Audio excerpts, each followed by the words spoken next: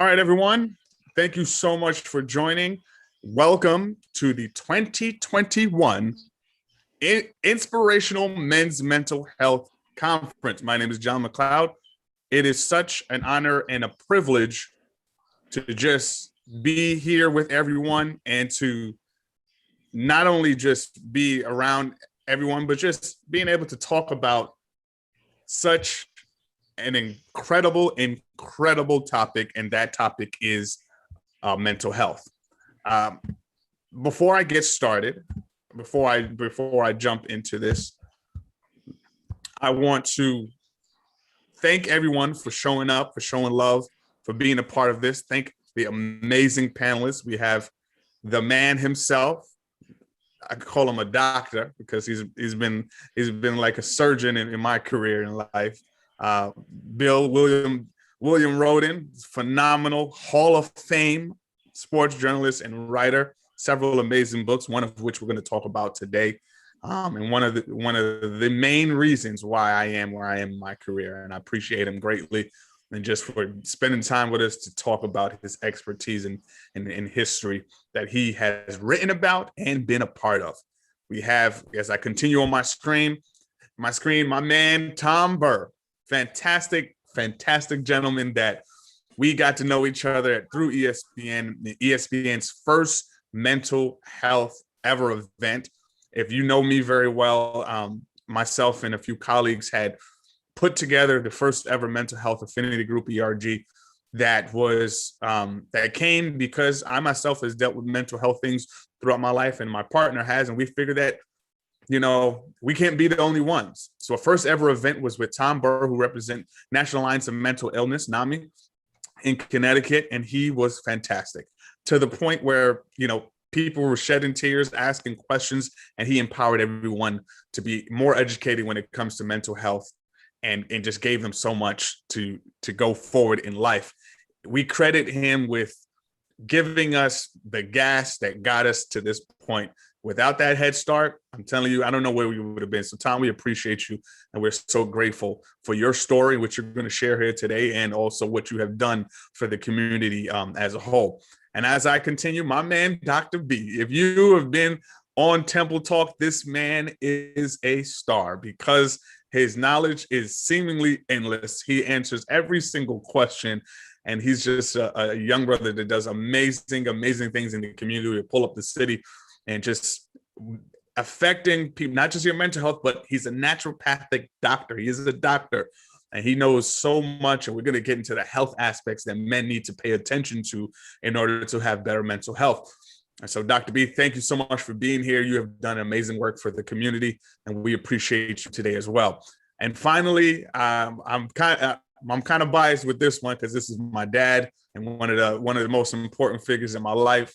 He's a beast on so many levels, but he's also a humble giant and has been helping people and taught me how to help people for decades, all my life, basically. And he's not just a leader in the ministry of our church. He's also a United Nations, a UN chaplain, has been all over the world, has helped so many people for free. I say for free because in today's world, everybody wants to charge. They're charged for help, but he has helped people on numerous occasions for free, for nothing but a smile and love. And he's affected so many people with his story. He's also helped run a men's shelter where men with different mental health conditions came through there at the different points in their lives. And we're going to get into that. So the time is 12:06. Elder Sherrod, do you mind unmuting and just praying us in really quickly? Appreciate you. Yes, God bless you. Heavenly Father, we thank you for this day. We thank you for this hour, for this is still the day that you have made, and we shall rejoice and be glad therein. We're grateful for being here to learn about the mental health of men and knowing what we can do. God, help us to be focused on what will be said today that will leave impacted and go into the world to help others. In the name of Jesus, bless all the panelists that are going to stand before us today. Give them a clear mind, clear thoughts, and bless them forevermore. We thank you and we praise you in Jesus' name. Amen. Awesome. Thank you so much, Elder. Now let's jump into this conversation around mental health. Now, guys, let's talk about this stigma. I'm going to go right at it from the start. For years, one thing we always hear when you're a guy, when you're a young guy growing up, you fall, you scrape your knee, you're having a bad day, suck it up. Don't cry. Don't show any emotions. You got this. Move forward. When we hear about the stigma, times have incredibly changed, and we are now in a state where no one is afraid to say, like, hey, I'm having a bad mental health day. When we think about the stigma, when you hear about the stigma, what does that mean to you? I'll start with you, Apostle. When you hear the stigma of mental health and just the bad connotations of ignoring your mental health, when you hear that, what does that mean to you, and how do you combat that? Well, one of the key factors that we have to consider as being men, we were always taught to be strong, to suck everything up, to not speak about our issues. And not speaking is one of the most damaging things that we could do to ourselves throughout the walks of life, because generally, so we are social beings. So when we don't communicate what is going on in our life with someone that we could trust, then it kind of adds a ripple effect. One thing leads to the other. One of the worst things I could say is that when you don't release something, it stays bottled up, just like a bottle of soda. And when you shake it up, then what happens after that? You open the cap and there's an explosion. So being men, a lot of times we were taught not to speak about it, to try to deal with these situations on your own accord, not to seek help, which is another bad thing. They say men don't like directions. Another thing is we don't seek help where there are resources out there to help us. So I usually try to encourage people to open up. Let's start a dialogue, because if the dialogue is not there, then information is lost in translation. That is so important. Everyone that's, whether in the chat here or watching on YouTube, the dialogue is something that opens up, but it's also one of the hardest things to deal with, because there is something internal with guys that we were taught. Don't you tell your guy friends, don't tell your dad, don't tell your uncle that you're having a tough day and you're not bleeding. Or like we used to say growing up playing basketball, in the hood, it's not, if you don't bleed, if there's no blood, no foul.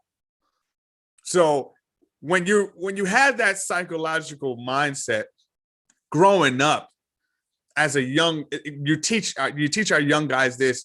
Tom, tell me about the implications that has on a young brother, a young guy being taught to hold things in and not communicate, like Apostle said. Well, it's certainly, as you alluded to, it's damaging, and it really can keep people from accessing the help that they may desperately need. And certainly, the stigma has been a big issue around mental health for a long time now. It's interesting, as someone who's been around for a while, you can tell by all the gray in my beard here. I can remember as a kid growing up many years ago that people wouldn't talk about cancer. They wouldn't say the word out loud. And yet now, you can see, 10,000 people wearing pink t-shirts running around Bushnell Park for Susan G. Komen and breast cancer. So things do evolve, and that's really the good news. And in fact, one of the small silver linings in this whole COVID pandemic, honestly, is the fact that people are now really willing to talk about it, which is good, because before the pandemic, 1 in 5 people in America would be dealing with some kind of a mental health challenge. Now it's 1 in 3. So we have to talk about it, guys. We have to talk about it, because there are just too many people hurting, and it can really be destructive if you keep that stuff bottled in. You talk about the explosion, and not dealing with your mental health can cost people their livelihoods. It can cost relationships. And in extreme cases, sometimes it costs people their lives. So we have to be willing to talk and just reject the stigma. And the good news is, as we move forward in time here, that stigma becomes less and less. And it's really accelerated due to COVID, which is, again, a small silver lining with this awful pandemic. Absolutely, Tom. And those boundaries that force you to deal with it are what you alluded to, can very well, they can very well save your life. And sometimes you're put in situations in life that force you to deal with a situation because there is no other choice. And having thought about that and go through it, just to go back a little bit, the analogy, the joke I made up, when you're playing basketball in the neighborhood and if there's no blood, no foul, we take that mentality and we apply it to our health. I know guys that won't go to the doctor because, oh, it's nothing. I don't have to deal with that. I don't have to deal with that. I'll be fine. I have a friend's father who's, I could drink a ginger ale and pop some aspirin and that'll fix everything. And I'm like, but if you have a headache, maybe it'll work. If you have a stomach ache, maybe. But if your arm is broken, that does nothing for you. And yeah, we're joking and laughing, but Dr. B, I'm coming to you next. What is such a big deal with guys going to the doctor, and what have you dealt with in your practice getting guys to have a real conversation about their health? Yeah, that's so first, thank you for inviting me on this panel. I'm proud to be here with these esteemed gentlemen. There is a lot that goes into that. And you alluded to it earlier when you mentioned the not wanting to talk factor. I think it's one of the biggest factors in men not seeking healthcare. Every doctor knows that the vast majority of your patients are going to be female, because men just do not go to the doctor. And then by the time they do go to the doctor, it's usually in later stages of advanced disease.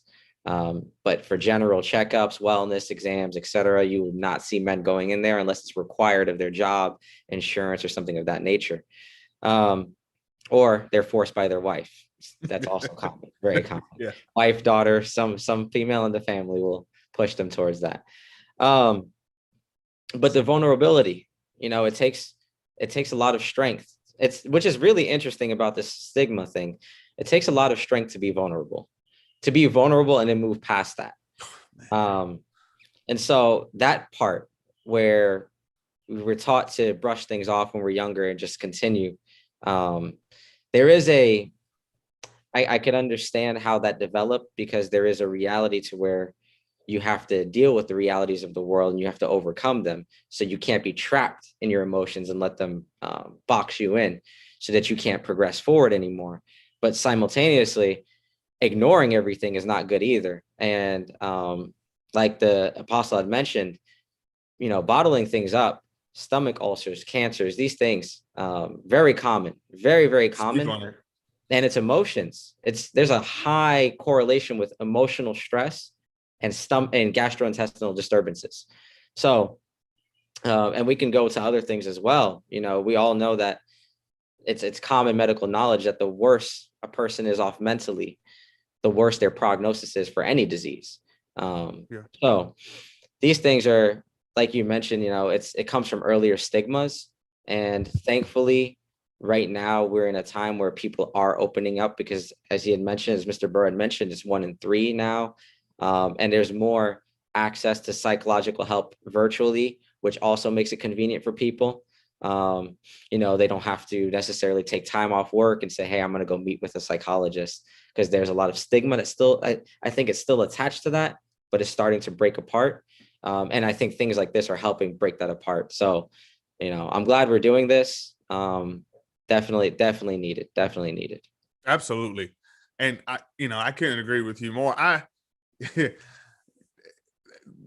You see my dad here on the panel, and out of respect for him, I have to say, like, he taught me how to make sure you go to the doctor, like get to the doctor, regardless of what it is, check it out.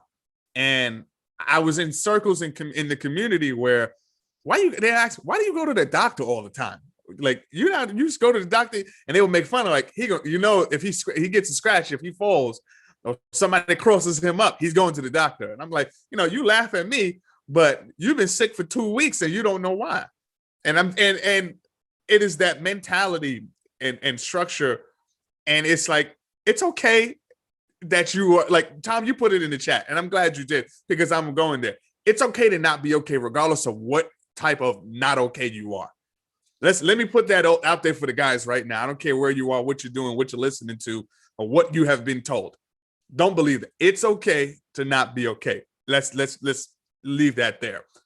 Now, when we get older now, and you get into a career, Bill, I'm coming to you because I know you've seen this on several levels and scales. You've seen athletes. We're going to talk about money now. You've seen athletes have millions of dollars and believe that money is going to lead to power, to lead to authority, lead to whatever it is to make them feel like who they are. And I'm sure you've seen the opposite, where not having it. When you're talking about men and money, men and finances, what are some of the main things you see, whether it be in the athletic world or in your everyday throughout your course and time as a journalist, as a father, uncle, throughout your whole family? What are some of the things you see? Yeah, well, first of all, John, thanks so much for doing this. This is great. And it's really been great hearing what each of you have had to say. And, there's so much, as each of you, Apostle Tom, Dr. Ryan, it's like I've a billion thoughts, because this is such a huge, huge issue. And, in my industry, the first time I even became aware of this whole thing, and, we say mental health, sometimes we use a phrase and we use it so much that it becomes meaningless, like Black Lives Matter, or now mental health issues, the social justice, and we keep using it. And after a while, it doesn't really mean anything anymore. Mm-hmm. So I say, well, mental health, well, exactly what does that mean? Because in reality, life is a mental health issue. I mean, if you really think about it, when you really sit down and think about it, every single day, and I used to think that, well, you either feel good or you feel bad, but this could be an hour by hour thing, that 1 hour you feeling really great. And then the next minute you're like, damn, what now? What's the point of all this? What's the point? And I think in athletics, we tend to, particularly when we talk about African Americans, and African Americans really think about history here. If any group of Americans need mental health counseling and therapy, is us. If you look at our history from the plantation and seeing your family get murdered and destroyed and raped, or just the normal thing of taking a trip, can I go to this store? Can I go to the bathroom? Can I not? Things that most people don't even have to deal with, we deal with every single day. I mean, hour by hour, but yet I think the stigma is probably heaviest in our community. Yeah. I think, like you said, John, it's the whole idea of, hey, just, tough it out. Just, gut it out.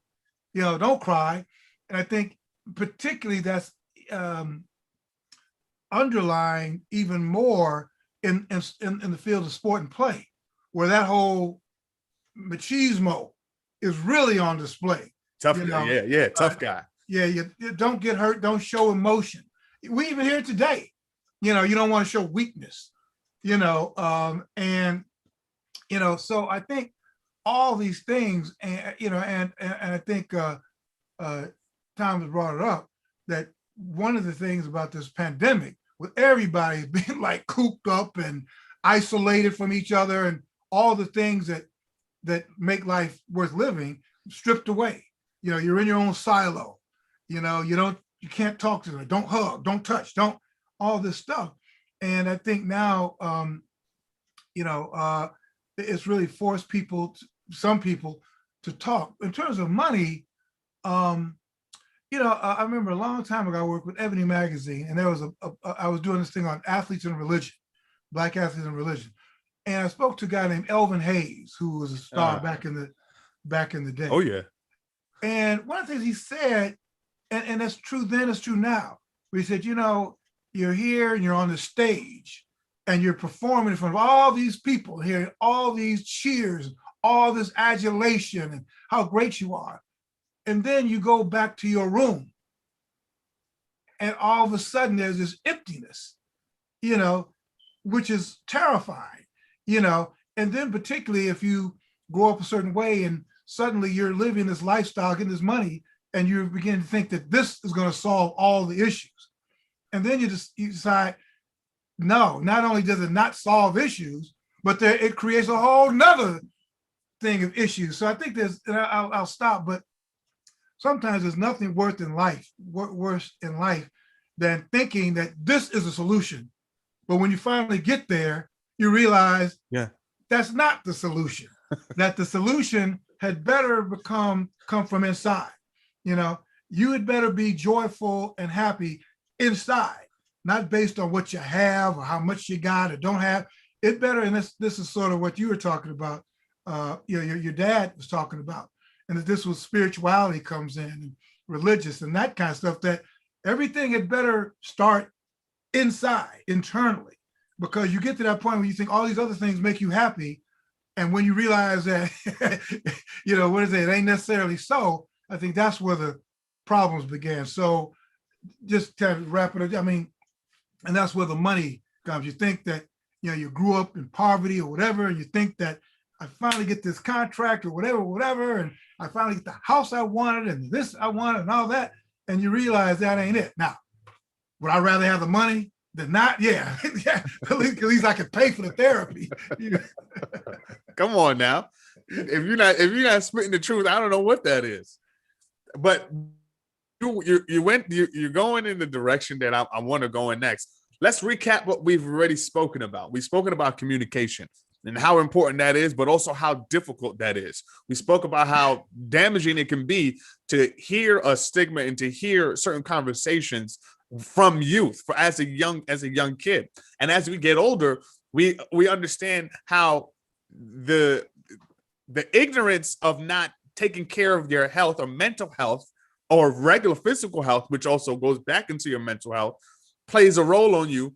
And then we finish it off with, as adults, we get a job, we get a life, we get everything we need, and we apply money to it. And we really believe that that's going to make us happy. And we don't feel fulfilled. If you don't achieve what you set out to achieve, what you majored in college, if you don't do that for a living, you consider yourself a failure. If you don't make the amount of money that you told everybody you were going to make, you were going to be a failure. If you don't lose the weight that you told everybody you were going to lose, then you figure yourself a failure. If you can't get out of a rut, or you've been told by your parents as a young guy, you know what, this is the way, this is how it is. We don't talk about this. We don't do. As a young teenager, you grow with that. You end up thinking that you're a failure. I want to segue into different sectors that I know each of you can speak to in different ways. But let's go back to that communication point. I want to talk about that specifically with us guys, because we make it so hard to do it, because we will not simply just say, hey, I feel this way. Because the second we put feelings into it, we're not tough. I saw the question come up in the chat. So it doesn't mean that you know, talking about your feelings doesn't make you weak. And I'm glad you answered it, Tom. Absolutely not. Absolutely not. It takes more strength to talk about what's happening, Dr. B and the rest of everyone said it, than it does to actually hide it. You can do that with ease. All you got to do is act like somebody else, or act like what you've been taught to act like. Let's talk about communication. And Apostle, I'm going to come back to you, because you held a men's shelter back in the early 2000s, and different men from all walks of life came through. You know, you and the family opened up your home to men that were different stages of their life. Can you talk us through about where they were in their journey of life and their mental health state, and what did you do to help them go forward? Well, as you just stated, we had a transitional home for men, men's shelter, which was probably an 18-month program. And one of we were tasked with is try to help them develop independent living skills and try to get them acclimated back into society after they have faced so many difficulties. You had those which come from the military, they were suffering from PTSD, and those that were drug addiction. So when you're dealing with these personalities, you have various angles of mental health issues. So one of the things that we had to realize what we had to do. We had to create an environment that can cater to the needs of the men that we had in this program. Because a lot of times, the effectiveness of what you do depends on the resources that are surrounding whatever task that is before you. So we offered we had a resource center and referral services. We had counselors on site, and also we outsourced resources as well for each individual, depending on what they were up against. But one of the things, to go back to communication, we were firm about that aspect, because I'm so strong about communication, because if a person doesn't know what's going on, then how can you properly diagnose that particular issue or offer help if I have no clue what is happening on the inside of you? So that's why counseling sessions were very important as well, and to encourage the people there to open up in dialogue, because when you're dealing with mental health issues, you can have an old vet that's there. 1 minute they could talk, I mean, with information that is so intriguing and interesting, and then the next minute they have a downfall because of the past problems of what they had to deal with what they saw, and you see a totally different individual. It's like Dr. Jekyll and Mr. Hyde. Yeah. But I think one of the most important things that you have to try to supply for people are resources, and that's what a lot in our communities we lack, resources. It's not necessarily that everyone that you see out there don't want to do better, but if the resources are out there and available to them, then we will find that there are many that would want to take advantage of it and that could get the help. But then you have to go to the next step. How do I bring awareness that there are resources out there, and that's going to require you to do some work. We often would go to the community, we would go to the schools, and we would have events where we would have maybe 20 or more providers out there offering resources to the community, because there are a lot of things that are available, but there's not an awareness of this. So it's so important in mental health, as we see here today, is that we're offering resources and we're trying to encourage people to take advantage of what is available to them. So in this transitional home, that's what we generally had to do. We had to create an environment where we could say that, okay, how can we help the needs of each individual accordingly? One may be different from the other, but we have to have these things on board, so when the need is there, that they will have access to these resources. No, that's incredibly powerful. And reason why I'm so proud of what you and the rest of the family were able to do is because you opened up your own home. You opened up your own home, and a lot of people, can look at that whichever way you want to, and be afraid of that. But you tackled an issue head on, and the level of communication and the patience that it takes. Let's not forget the amount of patience that it takes as a caregiver to handle somebody like that, because just because you're ready to talk doesn't mean that they're ready to talk. And battling and walking and towing that line is something that, whether you have mental health conditions or not, or you deal with mental health in whatever capacity, that's hard to do. Now, as we continue with this conversation around communication, Dr. B, can you talk to us about how our body communicates to us as men when we like saying, okay, there's something going on with me. I don't want to talk about it. I don't know how to talk about it, but my body is now telling me that because of my thoughts, I am being physically affected. In what ways your body, your health plays a role in letting you know that there may be a mental health a situation happening? It's an interesting question. Definitely one of the things that the apostle said was the trust factor for engaging in the conversation and emotions. One of the things I tend to see with patients is that it's never, the first thing they come in for is never what they're really in for. So I do an 1.5-hour intake for the first visit. And within that 1.5 hours, I've noticed pretty much for like 95% of people, when they come in, whatever their issue is, it's never the real issue. It's usually about, probably when we're about 80 minutes in, the real issue comes out. And it usually pertains to some kind of mental stress, burden in life, something they haven't processed properly. And they're kind of stuck in that mode, which I think is important to define from the offset. One of the things in psychology that you learn is that being stuck in an emotion is what creates the issue, not necessarily experiencing the emotion, but being stuck there in that at that particular moment. But to go on your question specifically, some of the physiological things you might notice, a lot of people have high blood pressure, not necessarily pertaining to the foods they eat, though that is a contributing factor. It's a major factor. But stress to the heart. I mentioned last time in one of our temple talks that the heart shouldn't age until it shouldn't begin to age until about the age of 80 years old. So when our hearts are failing us at 40s and 50s, we have to look, and it's not just single factor. It's not just, oh, that person ate a lot of steaks and cheese and their arteries got clogged with cholesterol. No, it's far beyond that. That's a contributing factor. But mentally, you start to see signs in people. You notice their eyes will look different, darker. There's a light that seems to leave them, and it becomes very apparent when they're suffering from mental stresses.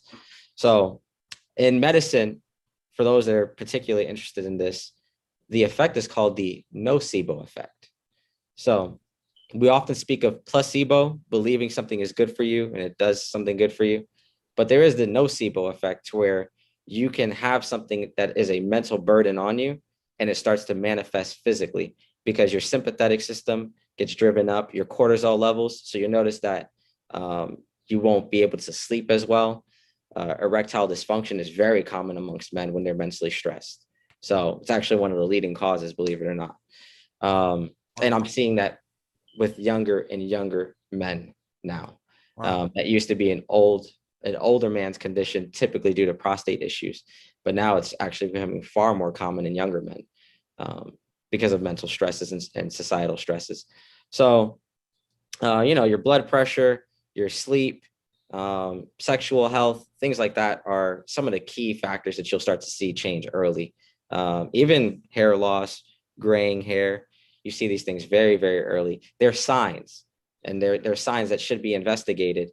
And I do want to point out that because Mr. Roden brought up an excellent point about trust in the healthcare system. And to be that vulnerable, you are exposing yourself. And you can't do it with somebody you don't trust. That's huge. So, it's important that we find people that we feel that we can trust when we're looking to. It doesn't mean we have to just bear our emotions to every soul out there and just speak to everybody. No, not at all. But definitely find that trusted individual who we feel like we could share to, who's not going to take advantage of us in our moment of what is perceived weakness, but it's really vulnerability. And in that way, we can actually get through what we're experiencing. But I was wondering, can I just sure.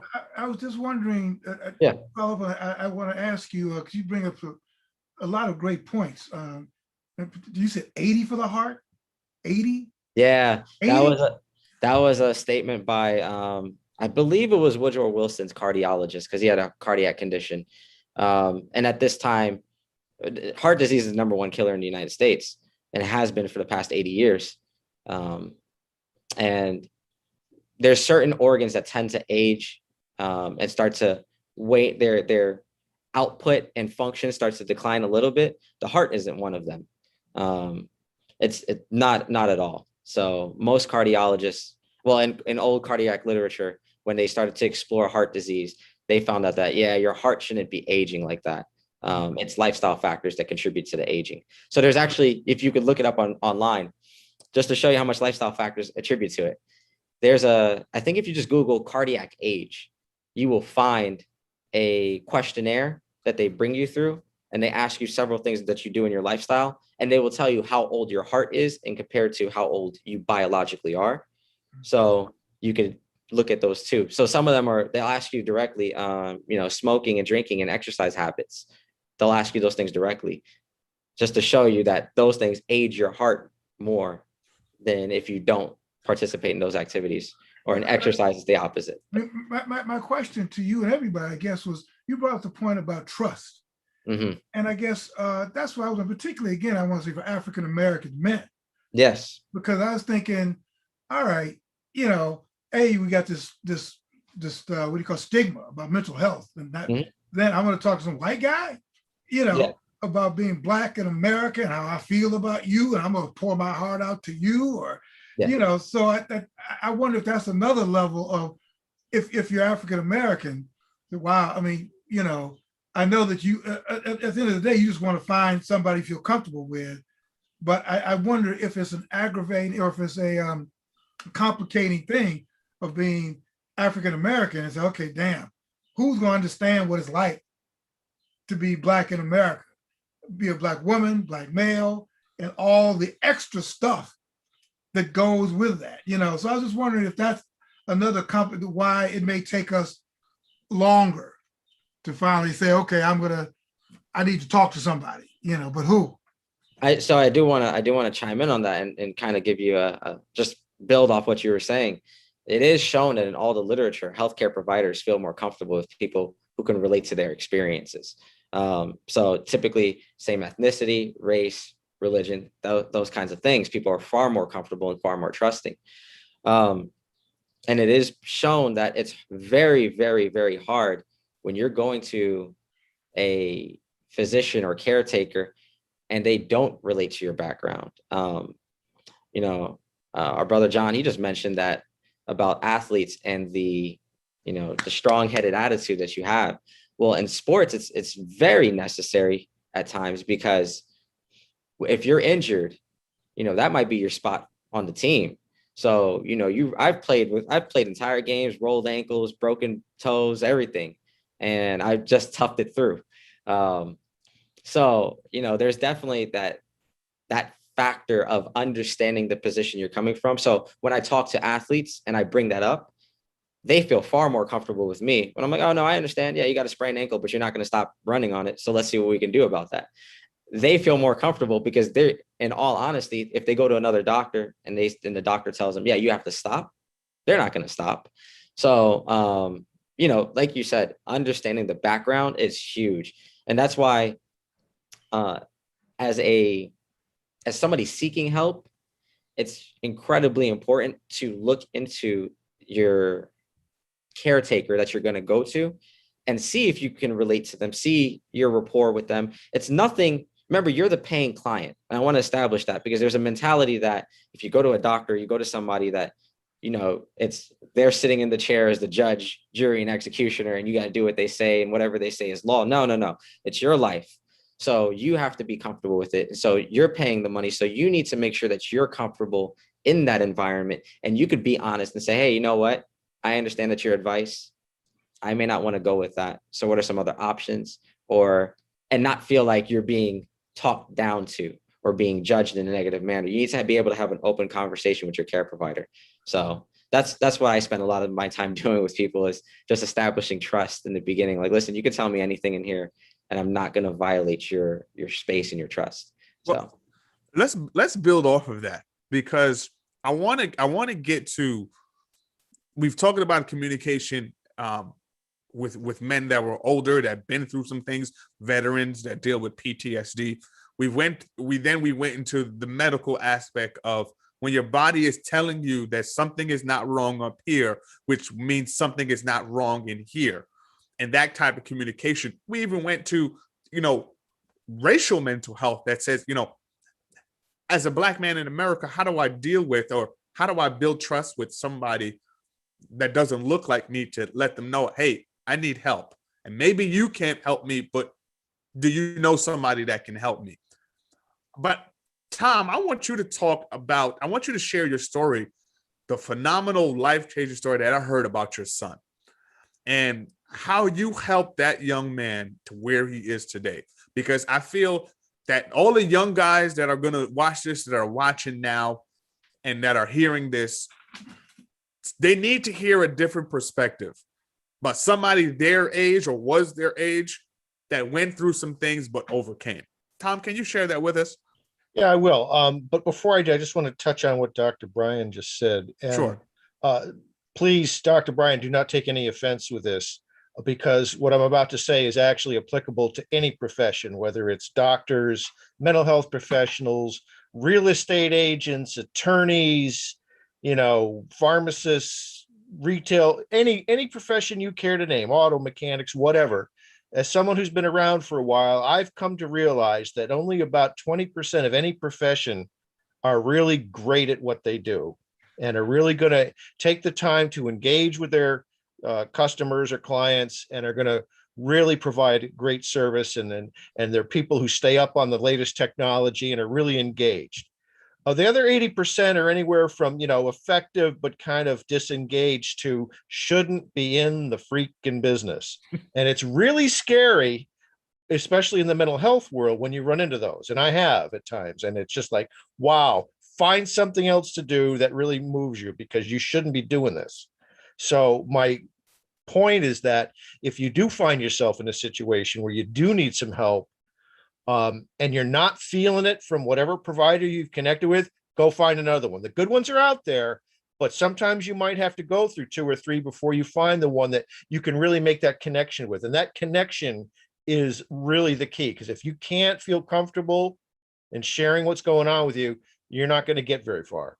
So I just wanted to make sure I touched on that. But Thank you for that. Now, regarding my son, to tell his story, we go back in time now. It's, oh gosh, probably a good 20 some odd years, when he was entering his senior year in high school.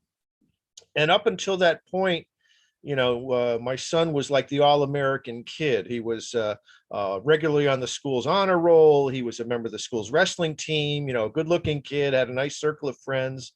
And his life looked like he was on a trajectory to finish high school, go off to some college, get a degree, go out, get a nice job, and just kind of live the American dream.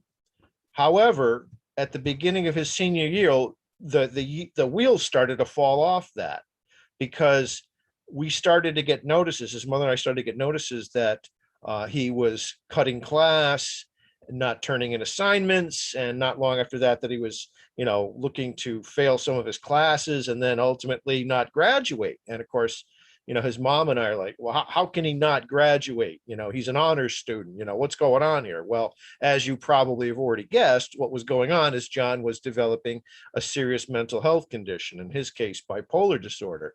And the next 8 years of his life were just a train wreck. I mean, he was in and out of the emergency department and inpatient psychiatric hospitalization. He was self-medicating with drugs and alcohol. He was getting into scrapes with the criminal justice system. He was homeless, actually, at certain points in that 8-year stretch. And most troubling, because of the nature of bipolar disorder, when he wasn't like fully manic and psychotic, which was really frightening, not just for him, but for his mother and I, because it was like he wasn't even there anymore. But when he wasn't psychotic, at times he was suicidal. And honestly, he attempted suicide more times than I can even tell you, because frankly, I lost track. It was a lot, and it was just horrifying every time he attempted it. But thankfully, he wasn't successful. And, it was really just an awful time for everyone, not only my son, but, his mother and I, as we were trying desperately to help him. And when things were just really dark, and it just seemed like there was no light at the end of the tunnel, and he was just on this path of self-destruction, my wife, talking to a friend, found out about NAMI. And you talk about men being hard-headed and being strong when it's not time to be strong. Well, she had to drag me to my first NAMI support group, because it's like, I don't want to share my family dirty laundry in front of a bunch of people I don't know. I don't want to talk about my feelings. No, no, no, no, no. Didn't want to go there. Well, here I am now. I work for the organization. So I guess my wife had a lot more smarts about it than I did. But, it was wonderful. I mean, the NAMI support groups that they provide, not just for parents and caregivers, but also for people who have mental health conditions, are all facilitated by people who are not just trained support group facilitators, but they're people with lived experience. You cannot be a NAMI support group facilitator unless you have lived experience. And it was wonderful, because in the group that we were in, the family and friends group, the person, actually it was two people facilitating the group, they were parents who had kids who'd been down the same road, knew exactly what we were dealing with, exactly what we were feeling, and were just such a help to us, not only to help us understand better about what was going on, but just supporting us as our whole life had been turned upside down. And not long after that, we ended up taking a NAMI education class, which taught us all about mental health and the different types of illnesses and the symptoms and behaviors, talked about medications and what they do and side effects, talks about the different kind of therapies and what they do. But most importantly, for a family that was struggling mightily during this time, talked about coping skills for us caregivers. How do we maintain our own mental health and all the stress we're dealing with our son, and be able to keep ourselves together so we could help him. The old saying goes, you can't help anyone else if you're a mess. Well, you have to take care of yourself. That's not being selfish. It's actually very important, especially if you're caregiving for somebody. It also helped us learn about how to engage with our son in a way that wasn't so loving that we ended up enabling him, and also not so tough love that we would end up pushing him away and alienating him. That's right. And I credit that class with, I can't prove it saved his life, but it absolutely saved my marriage, because my wife and I, until we took that class, were like this all the time, butting heads about how we help our son.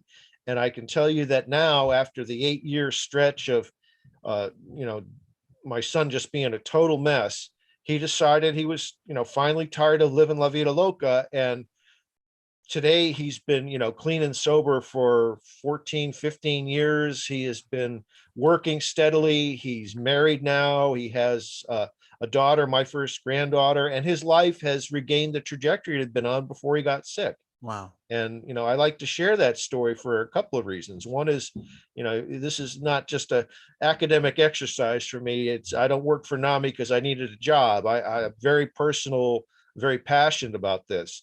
The second reason is just so that people can hear that, you can be really seriously affected by these illnesses, but you can get better. I mean, these are very treatable illnesses. That's it. But you have to be willing to reach out and get the help. And my son, after 8 years, finally decided to really start working on his recovery, and he's doing fantastic. The help is out there, but you have to be willing to engage in it.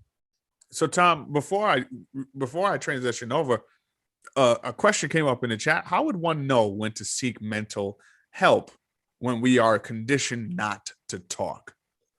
I think the real tripwire, if you will, because we all go through this stuff. Mental health is not binary. It's not you're totally, just a train wreck being mentally ill, or you're 100% normal and fine. It's not like that. It's really just a continuum. And everyone kind of bounces along this continuum depending on what's going on in their life. And, when bad things happen, it's okay to feel sad. It's okay to feel depressed. And when great things happen, it's okay to feel euphoric. It's just when that feeling or those thought presses get so affected that it starts to affect your willingness to engage in things that you like to do. That's one of the red flags. If you always like to go to the ball game, and now the Yard Goats are playing again, and yet guy comes up to you and says, hey, I got tickets to the game, you want to go? And you're like, nah, I don't really want to go. When you don't want to engage in the stuff that you normally like to engage with, or if you notice that it's affecting your ability to work at your job, or it's affecting your relationships with your loved ones, that's time to go seek help. Wow.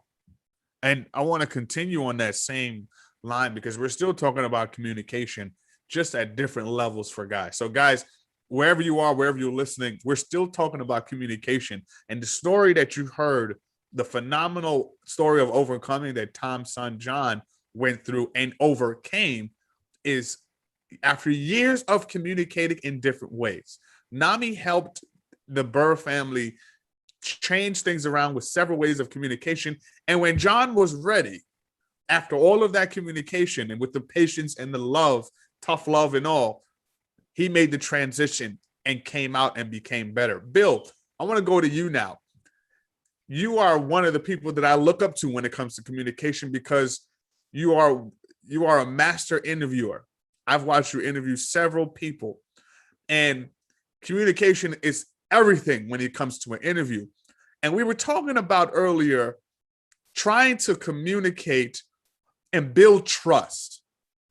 You've interviewed athletes, you've interviewed businessmen, you've interviewed CEOs. What can you teach us about building trust when you don't know a person for that long, or you need to get them to open up about a topic that you want them to speak about? Oh, I think you're on mute.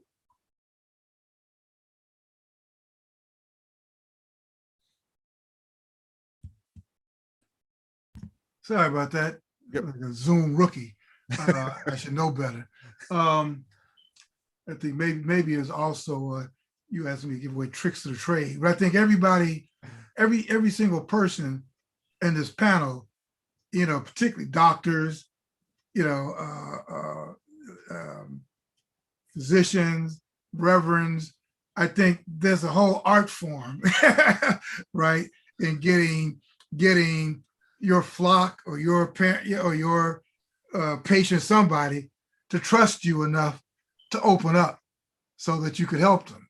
I think journalists sometimes almost like con artists, and maybe we all are, and we're confidence people, but you know, and it's, you know, I work with young people, and I think a lot of it, not only maybe you guys could tell, I think a lot of that is just over time, you know, it's just over time, you know, who you were doing your job at 25 is a lot different who you are when you do it at 40, 50, 60, because over time, people get to know you. You know, that's what builds trust. Not, you can say anything, it's what you do and what people say about you and how you've done your job. Yeah. You know, I remember in a locker room, we were somewhere, and it must have been Keyshawn Johnson when he played for the Jets or something like that. But anyway, somebody said, we were talking about, you know, the relationship between the media and the athlete. And then somebody said, well, what happened if Roden criticized you? They said, well, if he criticized me, I probably deserved it, which I think is somewhat almost the highest thing in each of our professions, that somebody can say that I trust you enough that whether it's as a counselor, whether it's as a journalist, I trust you enough that I'll be honest. But frankly, John, you know, again, I don't know how everybody feels. This is an ongoing, never-ending process, you know, of continuing gaining trust. I mean, just 2 or 3 years ago, with somebody I've known for years, a mentor, I made a misstep. You know, I made a misstep because I assumed, because we knew each other so well, and there's a certain triggers, you pull up the phone and, you know, you begin the interview and you just say, listen, let me talk to you about this or whatever. And you just start talking. And then things, you know, it comes out, you know, and I was like, whoa, I didn't know. It almost, yeah, I did say it, but darn, man, because you have protected me, you know, or, you know, so I think it's this ongoing thing, and never, it's not, and I think it's the same way of confidence or anything else. It's not this one thing, you get it and you got it all the time. I think it's a constant thing, whether it's building trust or building yourself self-confidence. I mean, I found out it's like a pep talk's almost like a daily thing, you know, every time you're going to speak to. So anyway, I mean, that's a little good off, but in terms of quote unquote interviewing people, then I guess it gets to a certain point of what you do. It gets to the point where if I don't really want to talk to you, then I'm not. I mean, because there's certain people just very I'm interested in. I want to engage.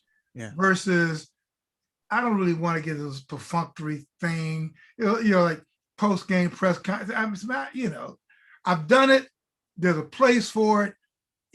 There's certain things you do when you're 30, 20, 30. Yeah. But when you're 50, 60, I ain't doing that anymore. I think a lot of young guys said, you know what, you don't want to talk to me. Guess what? I don't want to talk to you either. I hear that. Anyway, yeah. But yeah. That's my answer. No, I love it. I love it because it's the honest truth. And that's what I also want to get through to the guys listening, even some of the the ladies that are watching and listening, that communications, when you're communicating with somebody, honesty is incredibly important for building trust.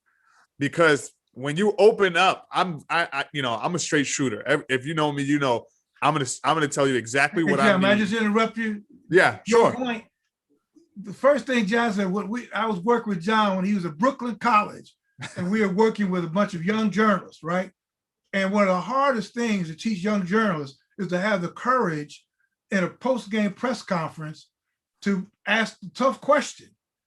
And we at Giant Stadium, and it must have been the Green Bay, but I forget who it was, but John, man, I remember it. You were just in grad school. It must have been Brett Favre. I forget who it was, but you went right in the guy's face, very respectful, but very unwavering, and got right in his face and asked him this direct question. And I think he may have lost the game or something. And you asked him something like, well, what happened? And I remember looking at you, but there was a way that you did it that was not mean-spirited. It was not negative, but it was very honest and straightforward, and it elicited an honest answer because the person could sense that you were just doing your job, but you were confident. And so anyway, again, that's apropos of nothing, but you kind of always were the epitome of that sort of, I don't know what I'm, being straightforward, honest, but not mean-spirited, and not a gossip mongerer, Yeah, no, I appreciate that greatly. And, I appreciate you for giving me the credit, but I didn't learn that overnight. When you talk about that time, I think it might have been Brett Favre. I forget who it was, but I just remember, I'm glad that you saw it that way, because in reality, I was like, I pray this man doesn't lose his mind on me right now. And it was a tough loss. But I watched you day in and day out ask tough questions. I watched you ask linebackers that were like 6-something and jacked, asked them a question, and they turned around and they weren't in the mood. And I saw you not move and waver. If anybody, I think his last name was Peterson. He was on the Philadelphia Eagles when we went to that Giants game.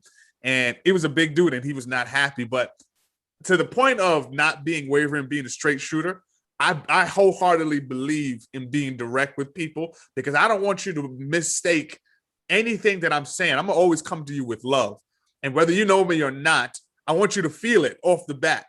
And that's things, that's important. And in some way, shape, or form, every single one of you in this panel has helped reaffirm that and confirm that for me. Tom, when you spoke at ESPN and you were direct and firm, but also very loving and caring on a very tough topic with people that you never seen, I took away from that. Dr. B, when you came in and told us the truth about our health and started to attack different stigmas, whether in health and how we live our life, I took away from that. Pop, whenever you talk to us about faith and how to live our lives and how to apply it, I take something away from that each and every day. So the moral of the story is, I thank you so much for giving me that love, but I learned it piece by piece from all of you here at different stages of life. And that level of love and communication is how you help somebody. I was able to help Bill. If I didn't pick up from what Bill was doing, I couldn't help him in that state. I'm no use to Bill in a press conference, regardless if I'm the youngest one with no facial hair and everyone got me by 30 years. I'm no use to him if I don't pick up on those things. And the most other important thing I want to mention too is when you're talking with somebody, especially family and friends that may be dealing with stuff and you don't know how to do it, sometimes not saying anything or being in the presence of somebody is just as important as communicating directly. Because again, it goes right back to sometimes communication is no communication. Sometimes communication is your presence. And with guys, we really oftentimes, we will go and shoot a basketball or throw a football or do whatever for hours and talk about nonsense because that's how we get away. That's how we deal with the stuff we deal with. But this is what we're introducing to here with everyone here is this is a different way to handle what we go through up here. You heard about the level of communication. Communication is the theme today. And how can we communicate on the level as guys to understand, like, hey, I'm going through something. I don't even know how to explain it to you. But can we hang out? And then eventually when you start to hear others having a conversation, then it changes. And it's that direct, and I joke with my wife a lot. Shout out to my wife, who's an amazing supporter. I always tell her, see, you talk in circles and emotion. I talk in straight lines. And I said, just tell me exactly what you want. Tell me exactly so I can do that. And a lot of times and she'll say to me, well, I feel like XYZ and I need you to do this, this, and this. And I'm like, okay, I have to hear it in a way that I can process. Once I get it, I'm back to being Superman. I can help her in whichever way, whether it's with the kids or whatever. But the level of communication is important. Bill, I know you got to jump, but before I let you go, I want to get to this point on communication and the culmination to finding or starting help.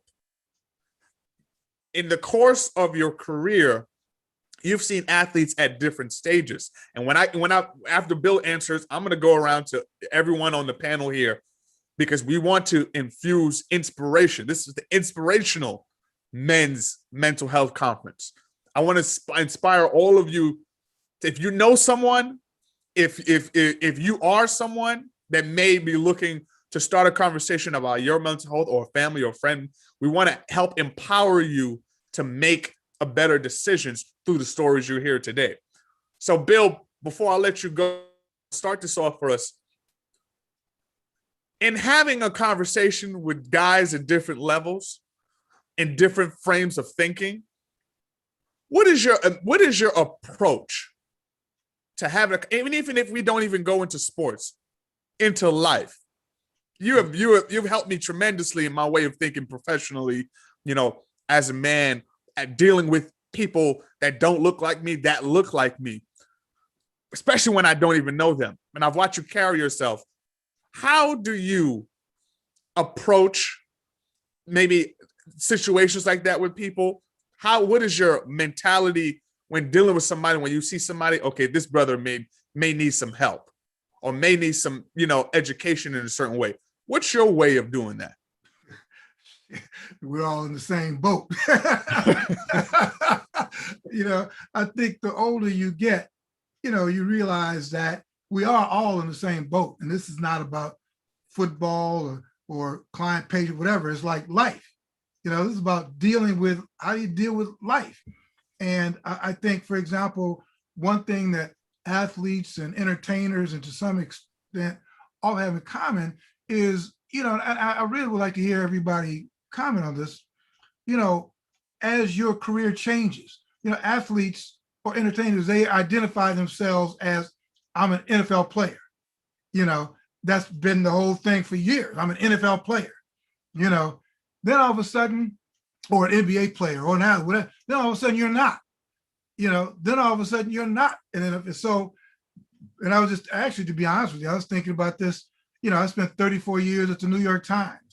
Now I'm with ESPN. Then you think, well, what happens when, it was always Bill Rhoden with the Afro, or Bill Rhoden with the Baltimore Sun, or Bill Rhoden with the New York Times. Well, what happens if it's just you? What happens when there's no Bill of? It's just you, and you feel you're, or, you know, so-and-so with the Minnesota Vikings, you know, and then it's like, no, I'm just me. And I guess to that fundamental question, well, who are you? And I think this leads back to this whole discussion about mental health. Who are you? At the end of the day, you're not defined by what you do, but who you are. And who are you? And I think as I've gotten older, those tend to be more of my conversations with people that are athletes, whatever. It's like it's not like, you know, interview or interviewee. It's that we're these two human beings. And that's what it's our humanity is what we sort of have in common, you know? So, but again, I think when you're young, you know, when you're a young therapist, when you're, you know, you have to grow into this, you know, like I said, with each of us, who you were when you were 25, 26, 27, 28 is not who you are now. You go about the job differently. And I think, you know, I'm curious to hear, because that's what I think is all this all about. What's the convergence of just us living life and then relating to, whether it's people I interview or people you preach to or people you treat or people, you know, it's all about us as human beings, not like necessarily the job. At least that's my philosophy. No, I love that, because, you know, that goes into the next segment. And Tom, I'm glad you unmuted yourself, because I wanted you to go into, you're on fire in the chat, so we appreciate you. And that notion of being a human being and meeting a human where they are, you know, when you're having conversations with family or friends, meeting them where they are, which Bill was alluding to. Tom, can you talk to us how you get to that point where you meet somebody where they are and you can help them? Yeah, I'd be happy to talk about that, but I did want to touch upon one thing that Mr. Roden said. Sure. About the transition, you know, from being in a major sporting role and then life after. And that brings up a really great point for everyone. Any major life transition, good or bad, can trigger a mental health crisis in some people. You know, even the good stuff, like going off to college or getting married or landing the dream job, can sometimes affect someone to the point where it really does a number on their mental health. And certainly the bad stuff, we all know that'll do it, but even the good stuff sometimes. So any major life transition is a time where, you know, you should, you know, sometimes take a gut check and just say, hey, you know, am I still doing good here? And it goes back to, and I think you really put your finger on it, Mr. Roden, that if you have a good sense of yourself and that you have that resilience, I think that really helps you navigate those transitions without getting unbalanced and needing to seek help. And of course, that's a journey. That's not something that most people are just born with.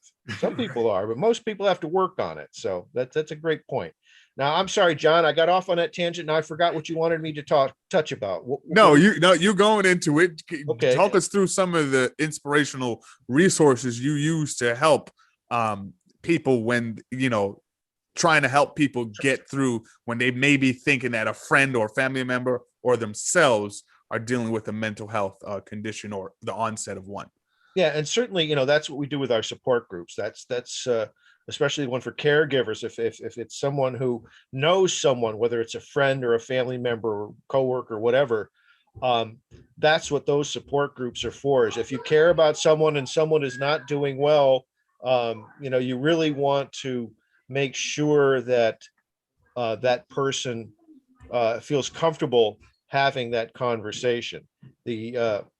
As far as a person who may be struggling themselves, again, that's what our support groups are for. And again, our facilitators are trained first and foremost to listen, because the listening is so key.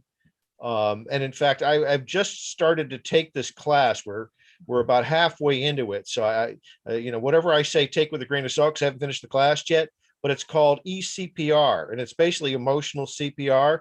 And the biggest takeaway so far I've learned in this class is that when you are sitting down and talking to someone who might be struggling, the biggest thing you can do, and this is hard for us guys to do sometimes, especially myself, because I actually have an engineering degree, You know, I never thought in my wildest dreams I'd be working for a mental health organization, but here I am. But I really approach things from an engineering standpoint. You know, how do you make this work? How do you fix it? And it's like when you're sitting down with someone who might be struggling, it's just so important to not try to fix things, not try to offer solutions, but just be present with the person.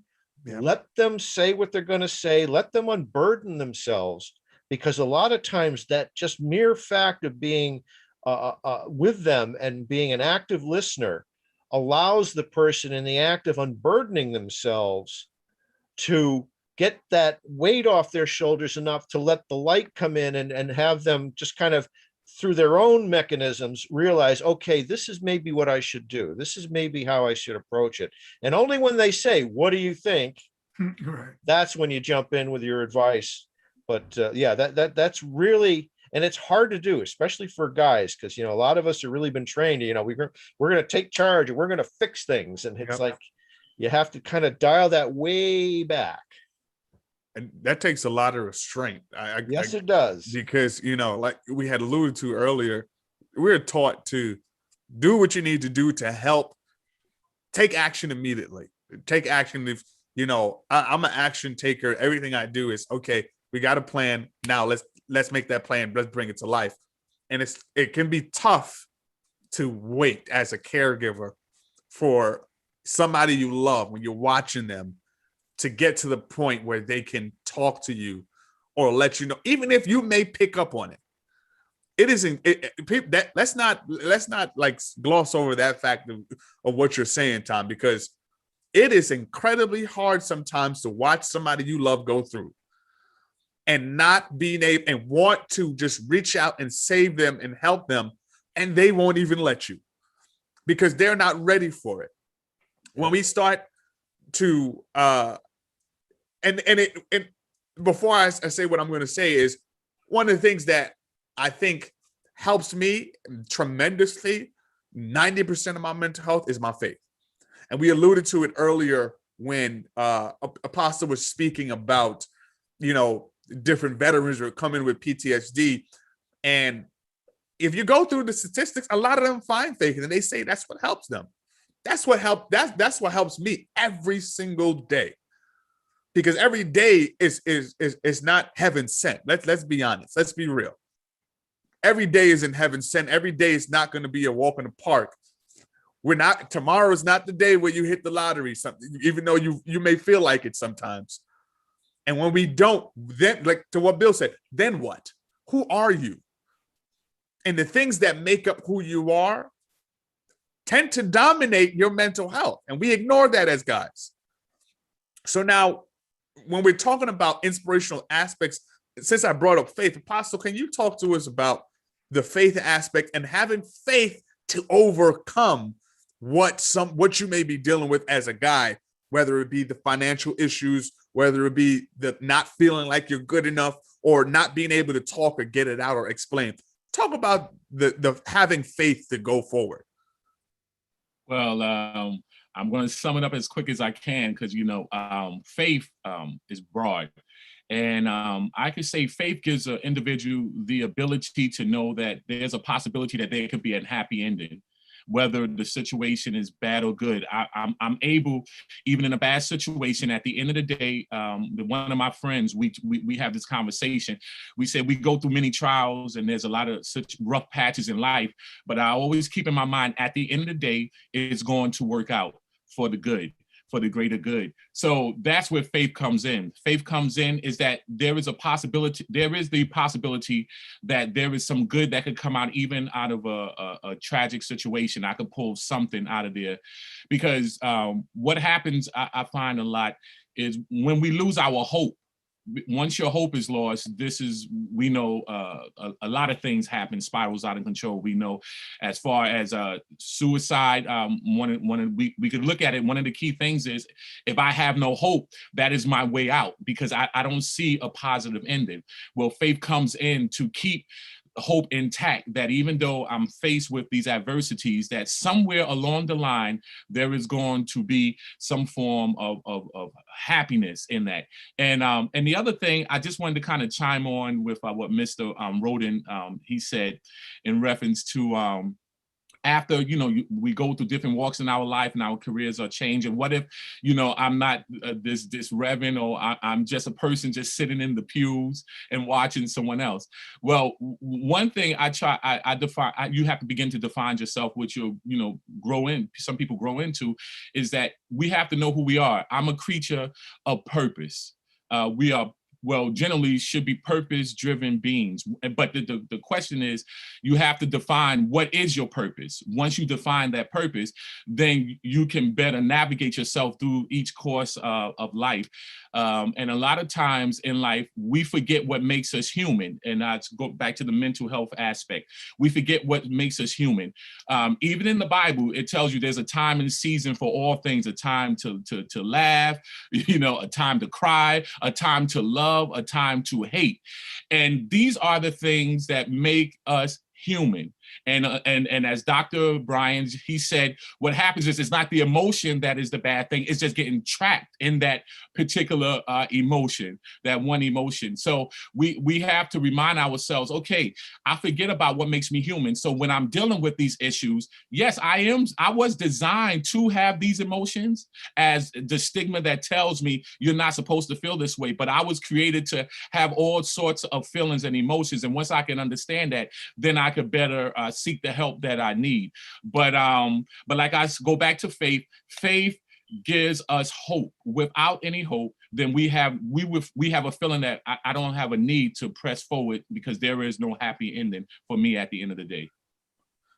That is, and somebody wrote it, Jake wrote it in the chat. That is profound. And this is incredibly profound. And I want to continue to thank all of you today. We do have a question for you, Apostle, and it came from Sean. And shout out to Sean. He's been on fire in the chat as well.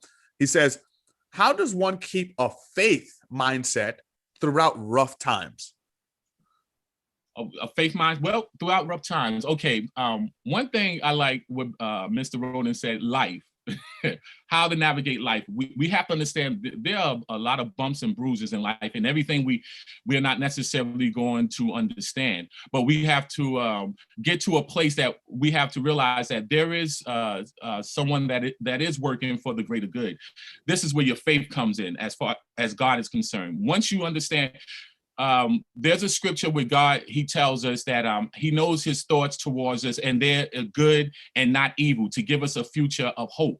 So with that being said, when I'm going through rough times, I have to remember my faith tells me the God that created us all, his desire is to give me a future of hope, not to keep me in a place of evilness or destitute, because that's not his thoughts towards me. Once I understand his thoughts towards me, then I can understand that, okay, while I'm navigating through the rough times, at the end of the day, the God that created all things, his perfect design for me is to give me a future of hope. So I always have to go back to keep my eye on the hope, look past the barriers, and know that once I get through the barriers, that there is something better that is waiting for me.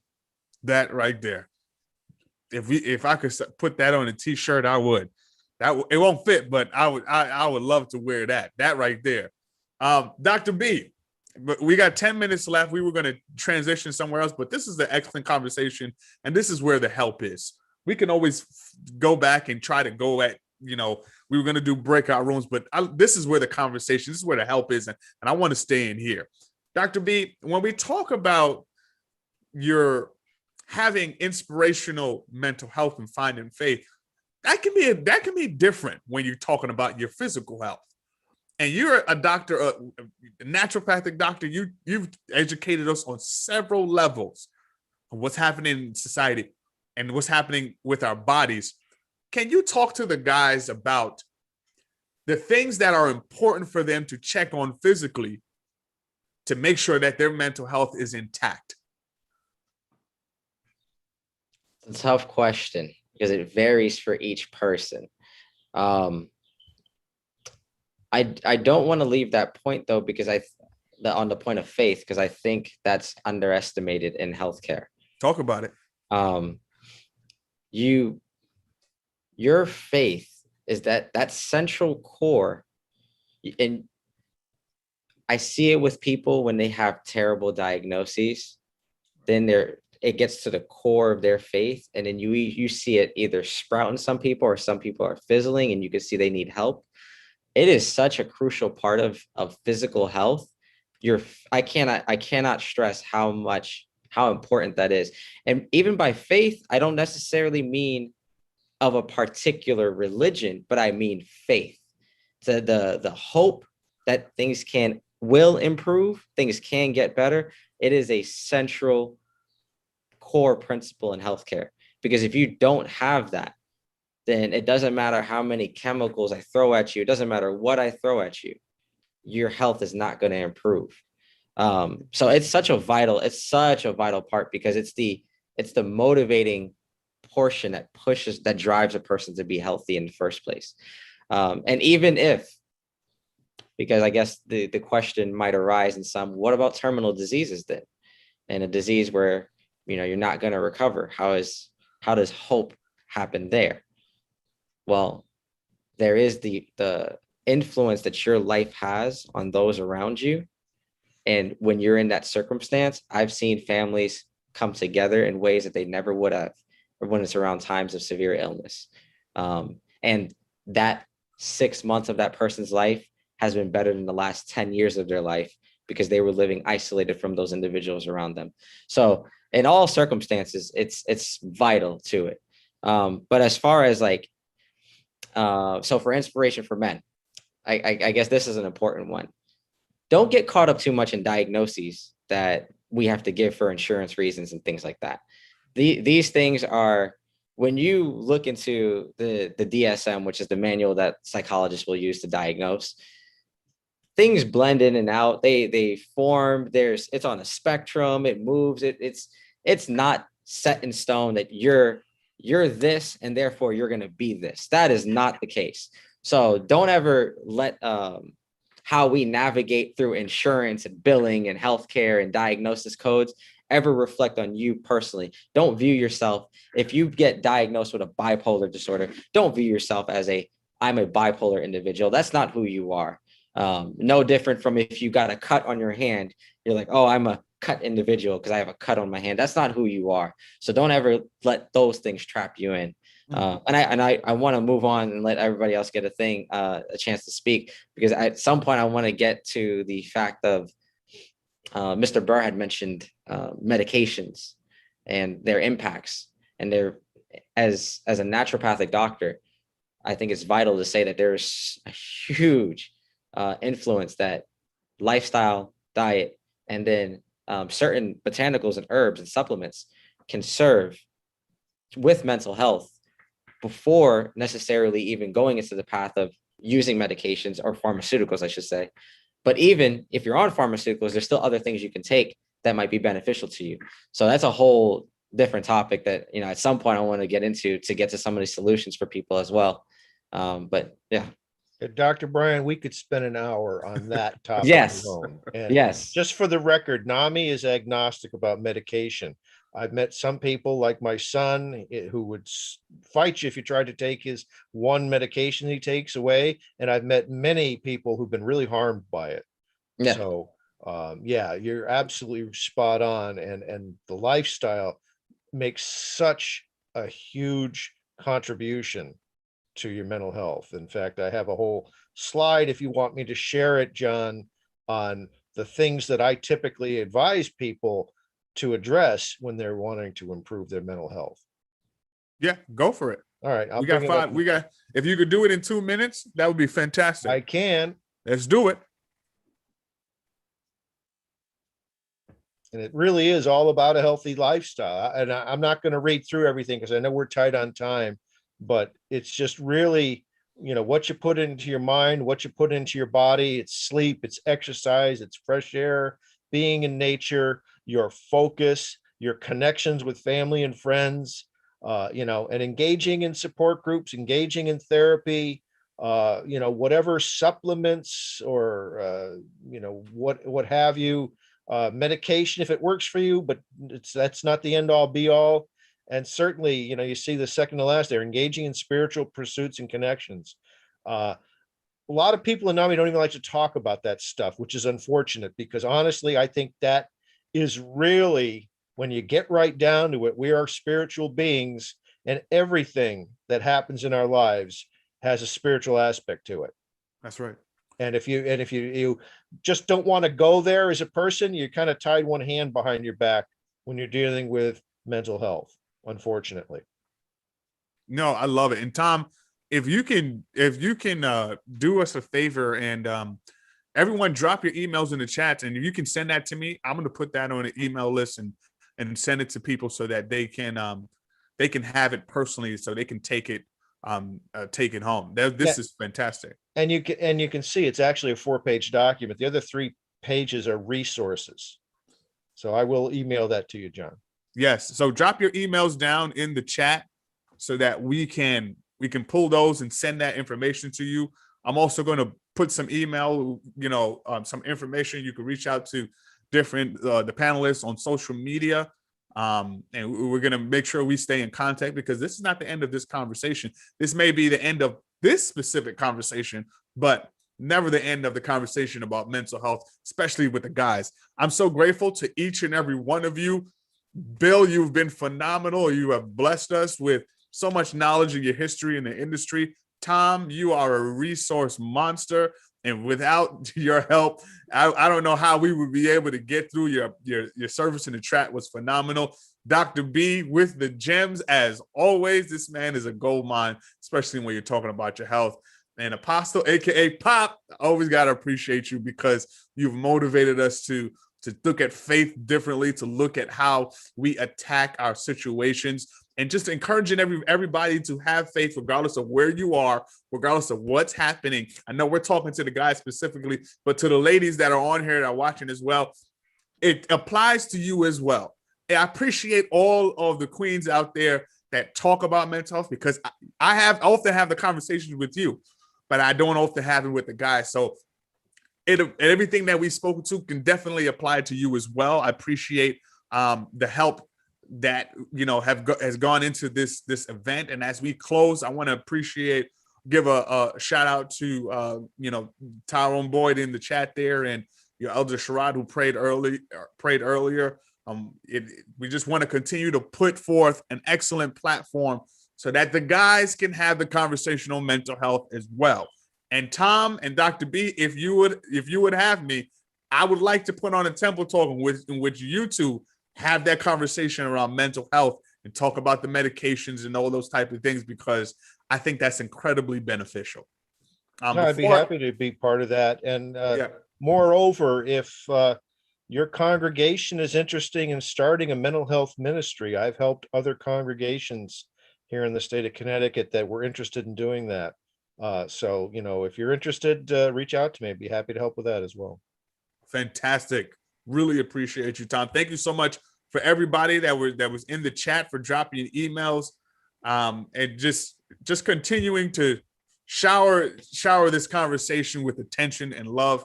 I'm going to let everybody go. I'm going to stop the YouTube right now. Everybody on YouTube, thank you so much. Make sure you like, comment, and subscribe. Show some love to our amazing panelists.